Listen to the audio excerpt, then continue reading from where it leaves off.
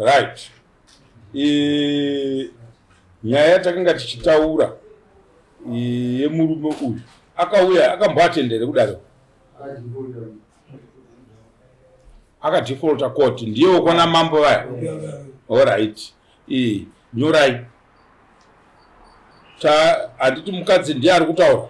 Iye kana achizoisa defense anoisa defense tamupa mutongo kuti paya pamusina kuuya kudare paya takazokutongai musipo nemhosva yekukanganisa mwana wemudunhu mangu wamakapa vana vangani 2 mukomana nemusikana handiti ndiye wamakaita naye mwana here wokutanga naye pavana venyu 2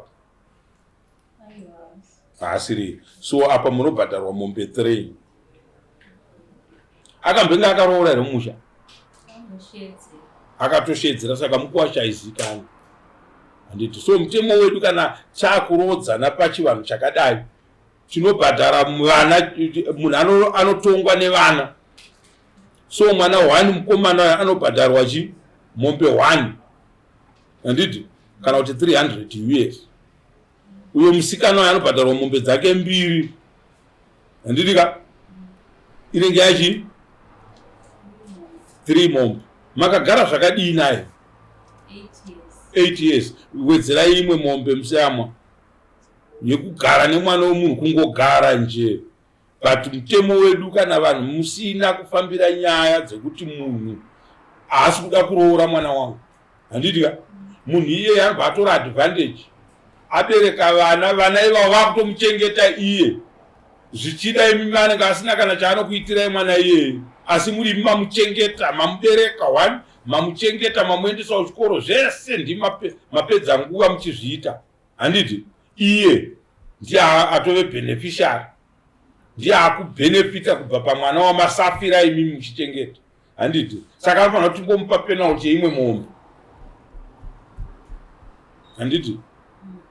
Saka anobhadhara. Toziva kuti zvamakaita imi zvikuru kudarika zvatiri kuti abhadhare iye handiti. But mutemo ndio unenge uchitigaidha kudare rani ramama. Mwana mukomana mombe 1 chete, musikana mombe 2. 8 years akagara nemi. Zvakaoma.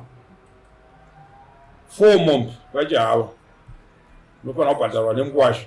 Saka chaakudiwa ndechekuti mupurisa wedu uya akamboenda uya ochienda manje nemutongo handiti ka chatanga tichida tangaida kuti aende through mambo veikoko handiti ka nekuda kwekuti patakazviita through sabhuku akazoita as if ndiye muridzi wedunhu iye ari munhu ari mudunhu revaridzi handiti mapawana haana kubata nyaya yedu zvakanaka.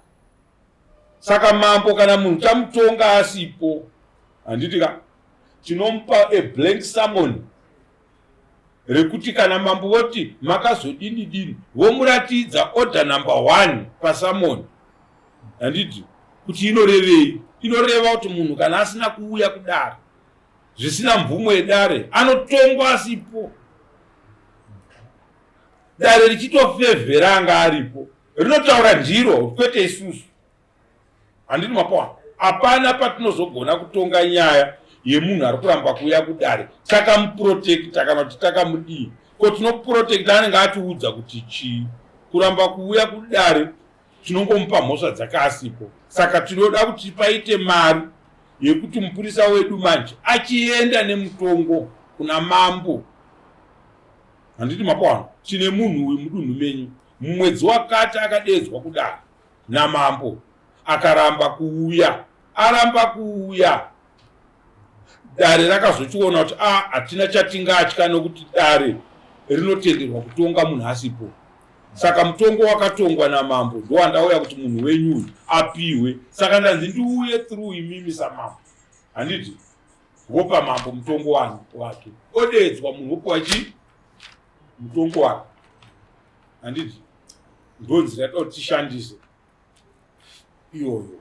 Saka zvaakwamuri kuti tirongera nhau yekuti munhu afambe iye zvino kunosvika musi wa 30 October